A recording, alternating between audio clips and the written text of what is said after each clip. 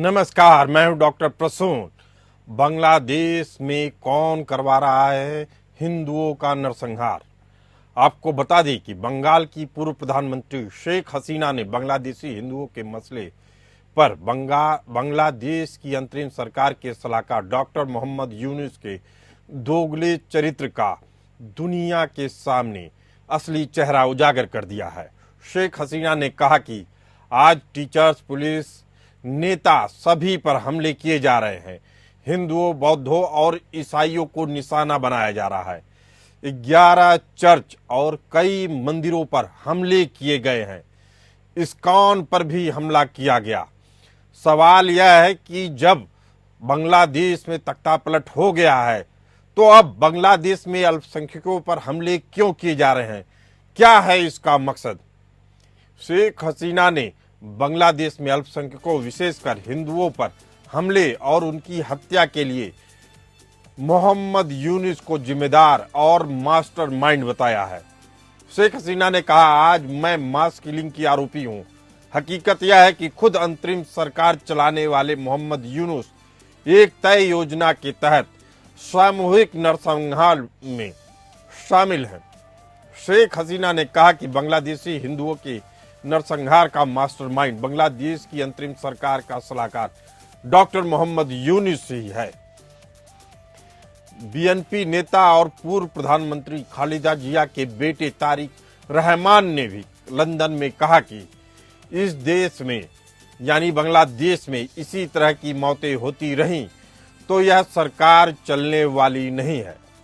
बांग्लादेश के चटगांव इस्कॉन पुंडरीक धाम के अध्यक्ष चिन्मय प्रभु की गिरफ्तारी के बाद हालात और बिगड़े। चिन्मय कृष्णदास प्रभु की गिरफ्तारी के बाद बांग्लादेश में हिंदू अल्पसंख्यक समुदाय के सदस्यों ने हर जिले में शांतिपूर्ण सभाएं आयोजित की। इन शांतिपूर्ण सभाओं पर चरमपंथी समूहों ने हमले किए। इस्लामिक समूहों ने चटगांव में हिंदू समुदाय के सदस्यों पर हमला किया। धार्मिक पहचान करके बांग्लादेश में अब तक सैकड़ों हिंदुओं को मौत के घाट उतारा जा चुका है। इसके बावजूद बांग्लादेश की मौजूदा अंतरिम सरकार अभी भी सारा दोष कट्टरपंथी आंदोलनकारियों पर डालकर अपना पीछा छुड़ा रही है। हालात ऐसे है कि एक ओर जहां हिंदुओं का नरसंहार हो रहा है, दूसरी तरफ हिंदुओं को अपनी धार्मिक पहचान छुपाने की भी सलाह दी जा रही है। और ऐसी सलाह पे संयुक्त राष्ट्र संघ अमेरिका से लेकर दुनिया भर के तथाकथित मानवाधिकार की दुहाई देने वाले देश बांग्लादेशी हिंदुओं के नरसंहार पर कोई कार्रवाई करते नहीं दिख रहे हैं। बांग्लादेश में इस्कॉन मंदिर से जुड़े चिन्मय दास प्रभु को ही नहीं बल्कि कई अन्य पुजारियों को भी गिरफ्तार कर लिया गया है। राधा रमण दास ने यह दावा किया कि चिन्मय दास के वकील रमण राय को इतना पीटा गया कि वह आईसीयू में जिंदगी और मौत की जंग लड़ रहे हैं। बांग्लादेश में हिंदुओं समेत दूसरे अल्पसंख्यकों पर हमले के खिलाफ आवाज उठाने वाले चिन्मय कृष्णदास को बीते सप्ताह सोमवार को ढाका के हजरत शाहजलाल अंतर्राष्ट्रीय हवाई अड्डे से गिरफ्तार किया गया। वे एक रैली में भाग लेने के लिए चटगांव जा रहे थे। उनके खिलाफ राजद्रोह का मुकदमा चलाया गया। बांग्लादेश में हिंदुओं और इस्कॉन पुजारियों के खिलाफ बढ़ती हिंसा को देखते हुए इस्कॉन कलकत्ता ने हिंदुओं और पुजारियों को एक सलाह दी है। हिंदुओं पर हमलों के बीच इस्कॉन कोलकाता ने पड़ोसी देश में अपने सहयोगियों और अनुयायियों को सलाह दी है कि वे तिलक मिटा दें, तुलसी की माला छिपा लें और अपना सिर ढक लें और भगवा पहनने से बचें। यह सलाह इस्कॉन कोलकाता के उपाध्यक्ष राधा रमणदास की तरफ से दिया गया है। उन्होंने कहा कि मैं सभी भिक्षुओं और सदस्यों को सलाह दे रहा हूं कि संकट की इस घड़ी में उन्हें अपनी सुरक्षा करने और संघर्ष से बचने के लिए बहुत सावधान रहना चाहिए। मैंने उन्हें सुझाव दिया है कि वे भगवा कपड़े माथे पर सिंदूर लगाने से बचें। एक बंगाली समाचार चैनल से बात करते हुए राधा रमणदास ने कहा, वकील रॉय पर यह क्रूर हमला चिन्मय कृष्ण प्रभु के उनके कानूनी बचाव का प्रत्यक्ष परिणाम है। यह बांग्लादेश में धार्मिक अल्पसंख्यकों के अधिकारों की रक्षा करने वालों के सामने बढ़ते खतरे को दर्शाता है। अल्पसंख्यक हिंदुओं की रक्षा करने की बजाय बांग्लादेश की यूनुस सरकार तुष्टीकरण के दोगले चरित्र से ग्रस्त हो चुकी है। आपको बता दें कि चिन्मय दास के वकील आईसीयू में अभी भी जिंदगी और मौत की जंग लड़ रहे हैं। उनका कसूर मात्र इतना था कि वह हिंदू होते हुए चिन्मय दास का केस लड़ रहे थे। जो बात बांग्लादेश के कट्टरपंथी मुस्लिमों को रास नहीं आई और उनके ऊपर जानलेवा हमला कर दिया। यानी अपराधी सड़क पर घूम रहे हैं और संत जेलों में या अस्पतालों में डाले जा रहे हैं। ऐसी परिस्थितियों के कारण ही ममता बनर्जी ने बांग्लादेश की मौजूदा परिस्थितियों को लेकर वहां शांति सेना भेजे जाने की वकालत की। मुख्यमंत्री ममता बनर्जी ने साफ कर दिया कि पीड़ित हिंदुओं के लिए पश्चिम बंगाल का दरवाजा हमेशा खुला है। भले ही हमें आधी रोटी क्यों न खानी पड़े, लेकिन विस्थापित और भारत में आए बांग्लादेशी हिंदुओं को कोई कष्ट नहीं होने दिया जाएगा। हालांकि इस बयान पर बीजेपी नेता दिलीप घोष का भी बयान सामने आया। उन्होंने कहा कि बांग्लादेश के मुद्दे पर टीएमसी क्या कर रही है। जब इजरायल गाजा पर बमबारी करता है तो वे चिंतित हो जाते हैं, और जब पड़ोसी देश बांग्लादेश में अत्याचार हो रहे होते हैं तो वे चुप रहते हैं। इस मुद्दे का राजनीतिकरण कौन कर रहा है? यदि उनमें साहस है तो इसका विरोध करें, वे इसे केंद्र पर क्यों छोड़ रहे हैं? हालांकि बांग्लादेश ने पश्चिम बंगाल की मुख्यमंत्री ममता बनर्जी की संयुक्त राष्ट्र शांति सेना की तैनाती वाले बयान की निंदा की। मोहम्मद यूनुस के नेतृत्व वाली अंतरिम सरकार में विदेश मामलों के सलाहकार मोहम्मद तौहीद हुसैन ने ममता बनर्जी के बयान को तवज्जो नहीं दिया। मोहम्मद तौहीद हुसैन ने कहा कि ममता बनर्जी राजनीतिक कारणों से ऐसे बयान दे रही हैं जो पश्चिम बंगाल की राजनीति में उन्हें राजनीतिक लाभ दिला सकता है। पूर्व प्रधानमंत्री शेख हसीना के पतन के बाद अंतरिम सरकार का नेतृत्व करने वाले मोहम्मद यूनुस के शासनकाल में बांग्लादेश के अल्पसंख्यकों पर हमले बढ़े हैं, यह बात तो वह मानते हैं। हालांकि बांग्लादेश में अल्पसंख्यकों को निशाना बनाए जाने की खबरें आने के बाद भारत ने कई चैनलों के माध्यम से बांग्लादेश सरकार से अल्पसंख्यकों की सुरक्षा सुनिश्चित करने का आग्रह किया है। वहीं बांग्लादेश में हिंदुओं पर हो रहे अत्याचार को लेकर भारत में विपक्षी नेताओं ने मोदी सरकार पर सवाल उठाए हैं। समाजवादी पार्टी के अध्यक्ष अखिलेश यादव ने कहा कि भारत को बांग्लादेश की स्थिति से सख्त रुख अपनाना चाहिए। उन्होंने पूछा कि अगर सरकार ताकतवर है तो साधु संतों की हिफाजत क्यों नहीं कर पा रही है। बांग्लादेश में लगातार हिंदुओं का उत्पीड़न हो रहा है। इस्कॉन से जुड़े विभिन्न जिलों से आए श्रद्धालुओं समेत 54 सदस्य शनिवार और रविवार की रात जांच चौकी पर पहुंचे। अनुमति के लिए घंटों इंतजार करने के बाद उन्हें बताया गया कि उनकी यात्रा अधिकृत नहीं है। इस्कॉन के एक सदस्य सौरभ तंपदर चेली ने कहा कि हम भारत में हो रहे एक धार्मिक समारोह में भाग लेने के लिए निकले थे, लेकिन आव्रजन अधिकारियों ने सरकारी अनुमति नहीं होने का हवाला देते हुए हमें रोक दिया। इस्कॉन के दर्शनों के सदस्यों को रविवार को बांग्लादेश की आव्रजन पुलिस ने बेनापोल सीमा पर वापस भेज दिया। बेनापोल आव्रजन के पुलिस अधिकारी इम्तियाज एहसानुल कादिर ने बताया कि इस्कॉन के सदस्यों के पास कथित तौर पर वैध पासपोर्ट और वीजा थे, लेकिन उनके पास यात्रा के लिए आवश्यक विशिष्ट सरकारी अनुमति नहीं थी। वे ऐसी मंजूरी के बिना आगे नहीं बढ़ सकते। बीएसएफ के आईजी सूर्यकांत शर्मा ने कहा कि भारत बांग्लादेश सीमा पर अल्पसंख्यक समुदायों का दबाव है, क्योंकि वे भारत में प्रवेश करने की कोशिश कर रहे हैं और हम अंतर्राष्ट्रीय सीमा के माध्यम से किसी भी घुसपैठ को अनुमति नहीं देंगे। बीएसएफ केंद्र सरकार की नीतियों के अनुसार पेशेवर रूप से उन्हें रोक रही है। बीएसएफ के आईजी उत्तर बंगाल ने कहा कि हम आधुनिक कैमरों और टेक्नोलॉजी के साथ अंतर्राष्ट्रीय सीमा पर निगरानी कर रहे हैं और भारत बंगाल की सीमा पर महज 10% बाड़बंदी बची हुई है। इसी मुद्दे पर चर्चा करने के लिए हमारे साथ मौजूद हैं संजीव श्रीवास्तव जी, जियोपॉलिटिकल एक्सपर्ट, और मोहम्मद अमीन, राजनीतिक विश्लेषक। आप दोनों मेहमानों का बहुत बहुत स्वागत है। डॉक्टर मोहम्मद अमीन साहब, जो परिस्थितियां बन चुकी हैं, भारत सरकार के हाथ में क्या कुछ है या मूक दर्शक बनने के अलावा कोई चारा नहीं है? देखिए, भारत सरकार के हाथ में तो प्रसन्न बहुत कुछ है, और जैसा कि भारत ने पूर्व में भी ऐसा कुछ किया है कि उसको देश का दर्जा तक दिलाया है। बांग्लादेश ऐसे नहीं जाना जाता। बांग्लादेश जब वार शुरू हुई थी तो उसमें हमारे जो देश के लोगों थे उनका काफी हर तरीके से नुकसान भी हुआ और उसको साथ दिया पूरा पड़ोसी देश के नाते, और उसको एक एस्टैब्लिश बांग्लादेश की रिकॉग्निशन दी, और देश आज जो एग्जिस्ट कर रहा था। लेकिन अब दुर्भाग्य ये है कि शेख हसीना का जो पतन हुआ, उस पतन के बाद जो है जेएमडी ने वहां पे कारभार संभाला है मोहम्मद यूनुस के थ्रू। अब आप समझिए कि जो हमारे प्रभु चिन्मया कृष्ण दास जी जो हैं, वो अच्छे खासे एक गुरु हैं, और वहां पर कोई अच्छा काम कर रहे थे, अपने सनातन धर्म की पूजा कर रहे थे, लोगों को प्रवचन दे रहे थे, शांति का प्रतीक थे। उनको इस तरीके से, जिस तरीके से उनको अरेस्ट किया गया, उनको जेल में डाल दिया गया, और उनकी कोई सुनवाई नहीं की गई। और उसी के साथ में जो आप देख रहे हैं, अभी आप देखा आपने, हम देख रहे थे न्यूज में भी, और आप लोगों के यहाँ से समाचार मिले हैं कि वकील रमन राय, जो कि उनके वकील थे, जो उनको प्रोटेस्ट कर रहे थे, उनको भी बहुत बुरी तरीके से मारा है कि वो अपने जीवन मरण की स्थिति में वहां पर हॉस्पिटलाइज्ड हैं। अब ये सब बातें जो हैं देखने के बाद ये पता चलता है कि ऐसा नहीं है कि हमारे देश के अंदर जो हमारी जो विदेश नीति है उसके तहत हम नहीं ध्यान दे रहे। हमारे देश के जो हमारे देश के माननीय प्रधानमंत्री जी हैं, वो विश्व विजेता एक तरीके से हैं, वो भी ध्यान किए हुए हैं। लेकिन डॉक्टर मोहम्मद अमीन साहब जी जी, शेख हसीना एक बेहद अहम बात कह रही हैं कि मोहम्मद यूनुस ही इस नरसंहार का मास्टरमाइंड है, और यह बात इसलिए भी साबित होती है, उन्होंने कहा कि जब आप जब सत्ता पे काबिज हो चुके हैं, कोई मुद्दा नहीं बचा है, आपको काम करना चाहिए, तो भी इस तरह की घटनाएं हो रही हैं, उसके पीछे क्या कारण हो सकते हैं?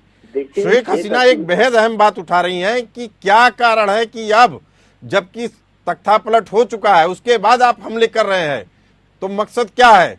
देखिए प्रसन्न जी, देश के अंदर शेख हसीना ने हमारी शरण ली है, इस बात का उन लोगों को गुस्सा है, और वो एक तरीके से अपराधी हैं। वहां पे उनको कत्ल के लिए जो मुकदमा चल रहा है, और ये चाहेंगे अभी कि उनको वापस किया जाए। लेकिन हमारी कूटनीति है, हमारे देश की विदेश नीति है, हमारे देश के विदेश मंत्री भी और हमारे जो डिप्लोमैट्स हैं वो बराबर टच में हैं।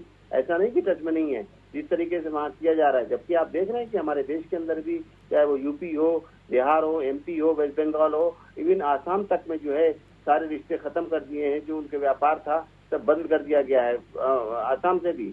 और आप देखिए यही देश में नहीं, विदेशों में भी आप देख रहे हैं, कनाडा के अंदर सनातन धर्म के लोग इसका विरोध कर रहे हैं कि जो बांग्लादेश में हो रहा है, किस तरह से नरसंहार किया जा रहा है। लेकिन एक्शन नहीं दिख रहा है। संजीव श्रीवास्तव जी, जी, बांग्लादेश में नरसंहार हो रहा है। शेख हसीना पूर्व प्रधानमंत्री बांग्लादेश की कह रही हैं कि इस नरसंहार का मास्टरमाइंड वहां का अंतरिम सरकार का सलाहकार मोहम्मद यूनुस ही है, जिसको नोबेल पुरस्कार मिल चुका है, और यह समझ में नहीं आ रहा है कि किस मकसद से किया जा रहा है। चूंकि अब तख्तापलट हो चुका है, सत्ता में वही लोग काबिज हैं, अब इनका मकसद क्या है, चाहते क्या है, अल्पसंख्यकों पे हमले करके इनको मिलेगा क्या? यानी उनका इशारा यह है कि यह बड़ी राजनीति के तहत पूरा खेल खेला जा रहा है, और जो इर्द गिर्द घूम रहा है मोहम्मद यूनुस के, इस बात से आप कितना इत्तेफाक रखते हैं संजू श्रीवास्तव जी? जी बिल्कुल, ये सही कहा है उन्होंने, शेख हसीना जी ने। और ये जो मोहम्मद यूनुस का जो शांति का जो मुखौटा है वो अब उतरता जा रहा है। उनका जो रियल चरित्र है वो एक्सपोज होता जा रहा है, और वो कट्टरपंथियों के दबाव में आकर के काम कर रहे हैं, कट्टरपंथियों को शह देने के काम कर रहे हैं।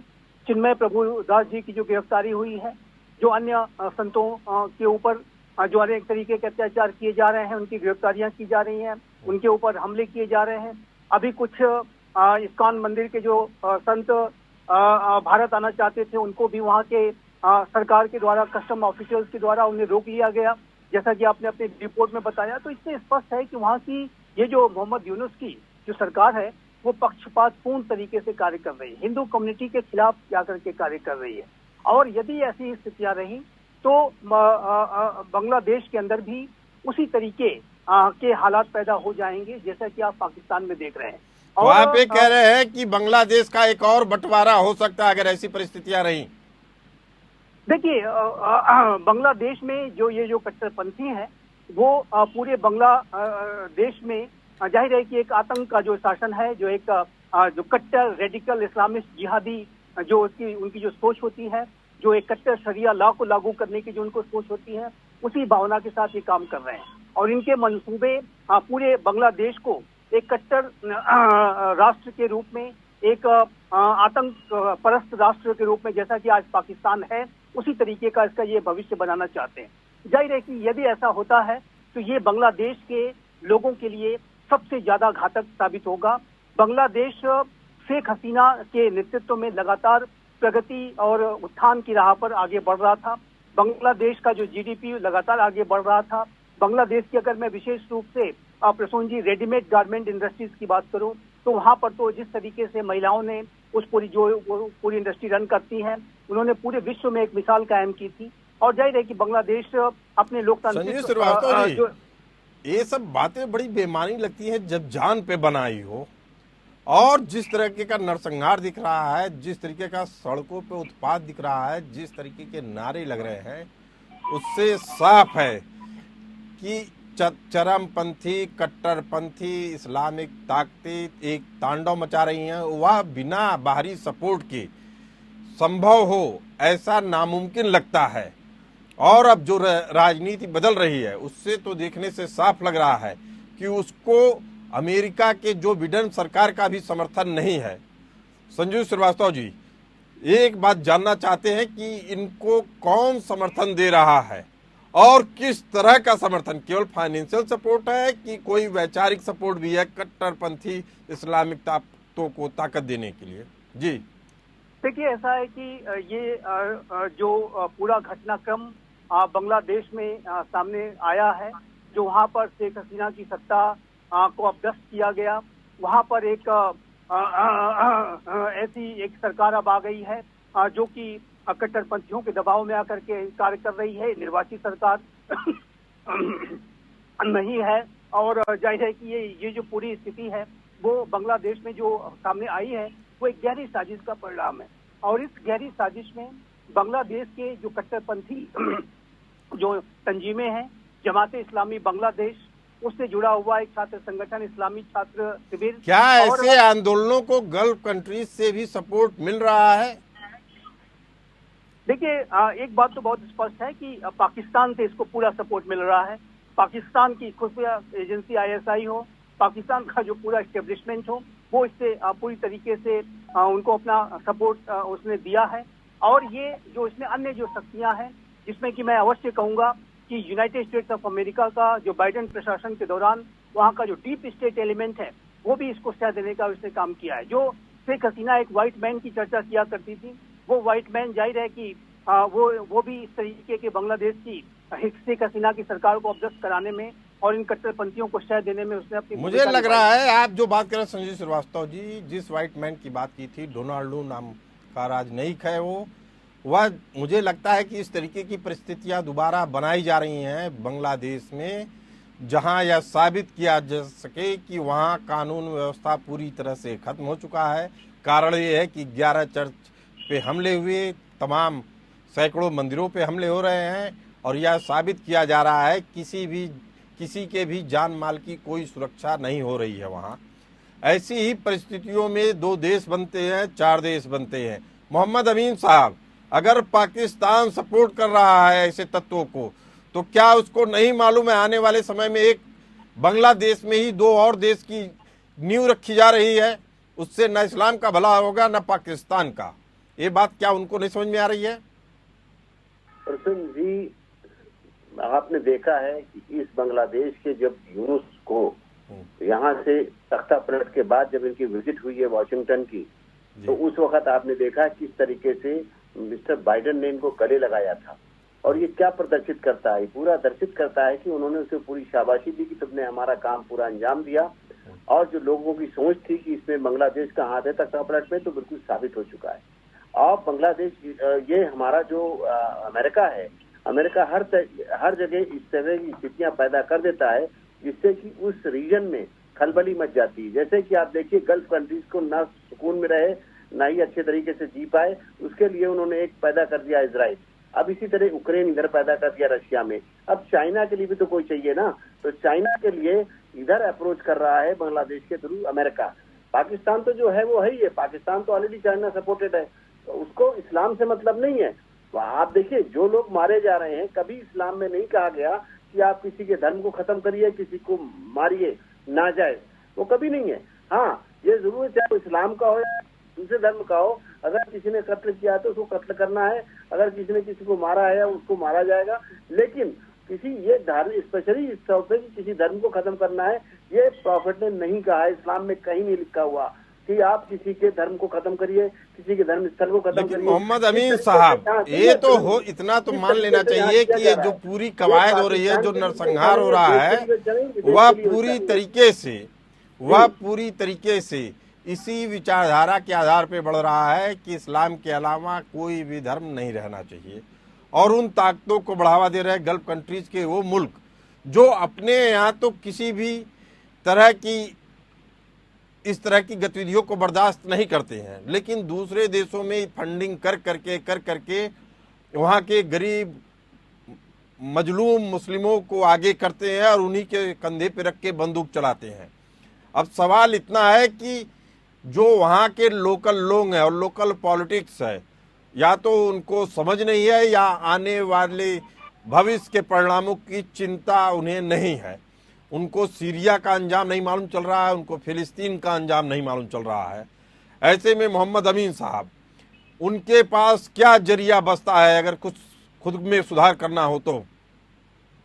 देखिए, सुधार करने के लिए हमारा ही देश उनके काम आएगा। बांग्लादेश में सुधार पहले भी किया हमने, उनके देश को बनवाया और आज जो स्थिति बनी हुई है उसमें हमारे देश की पीस कीपिंग फोर्स जाएगी और तभी मामला हल होगा। जैसा कि डिमांड की जा रही है सभी के द्वारा कि हमारे देश को उसमें हस्तक्षेप करना चाहिए। अब कहाँ तक ये बातें पहुंच चुकी हैं डिप्लोमेटिक स्तर पे, किस तरह से समझ पा रहे हैं, नहीं समझ पा रहे हैं, वरना यूनुस आपको समझना चाहिए कि हमारा पड़ोसी देश है, हिंदुस्तान के लोग, और ये हिंदू राष्ट्र के बराबर में, चाहे वो नेपाल हो चाहे हमारा इंडिया हो, इस तरीके से उनको नहीं करना चाहिए। यहाँ पे मानने वाले लोग हैं और हर धर्म की सुरक्षा करना हर राष्ट्र का कर्तव्य बनता है और उसके शासक का। मोहम्मद अमीन साहब, एक बार मैं फिर आपसे पूछना चाहता हूँ, शेख हसीना जो बात कह रही हैं कि हम लोगों को समझना होगा कि तख्ता पलट होने के बावजूद, सत्ता पाने के बावजूद यूनुस सरकार क्यों हमले नहीं रोक रही है, क्यों वह हिंदुओं को टारगेट कर रही है? संजीव श्रीवास्तव जी, इसका क्या कारण आप देखते हैं? देखिए, यहाँ पर जो कट्टरपंथी हैं वो अपने दबदबे को बढ़ा रहे हैं। उनका जो लक्ष्य है वो बांग्लादेश में एक कट्टर शासन, इस्लामिक जिहादी मानसिकता वाला। शेख हसीना जब संजीव श्रीवास्तव जी ये कहती हैं कि एक पूरे षड्यंत्र का मास्टरमाइंड है, तो यूनुस को अगर उन्होंने बताया है कि वही मास्टरमाइंड है, तो उनके दिमाग में कुछ तो बड़ा चल रहा होगा कट्टरपंथियों के ही सहारे। क्योंकि अगर सेना या पुलिस सड़क पे उतरती है तो यह बात मानी नहीं जा सकती है कि वह आंदोलन को दबा न सके, और इस तरह के कट्टरपंथी चरमपंथियों को जो नेता हैं उनको बड़े आसानी से दबाया जा सकता है, लेकिन जानबूझ के उनको खुली छूट दी जा रही है। तो कोई तो मकसद है ही संजीव श्रीवास्तव जी। देखिए, मोहम्मद यूनुस मास्टरमाइंड तो मैं नहीं कहूंगा, वो मुखौटा अवश्य है और वो एक अपने नोबेल शांति पुरस्कार इत्यादि का कवर अप लेकर के अंतरिम सरकार के मुखिया तो जरूर बन गए हैं, लेकिन इनका ये शांति का जो मुखौटा है वो उतर गया है। और ये जो पूरे बांग्लादेश के जो कट्टरपंथी हैं उनको शह देने की का काम ये सरकार वर्तमान समय में करती दिखाई दे रही है। और यदि इसी तरीके की स्थितियों को वो अगर वो उन्होंने जारी रखा तो जाहिर है कि उनकी जो अंतर्राष्ट्रीय समुदाय में एक जो छवि है वो पूरी तरह से बेनकाब हो और जाएगी। बांग्लादेश की जनता को भी इसका खामियाजा उठाना होगा। अगर इस तरह की हिंसा नहीं रुकी तो यूनुस सरकार तो निशाने पर है ही। इस चर्चा में आप दोनों मेहमान आए, आप लोगों का बहुत बहुत धन्यवाद। फिलहाल इस चर्चा में इतना ही, हमें दीजिए इजाजत। चलते रहिए एपीएन न्यूज के साथ।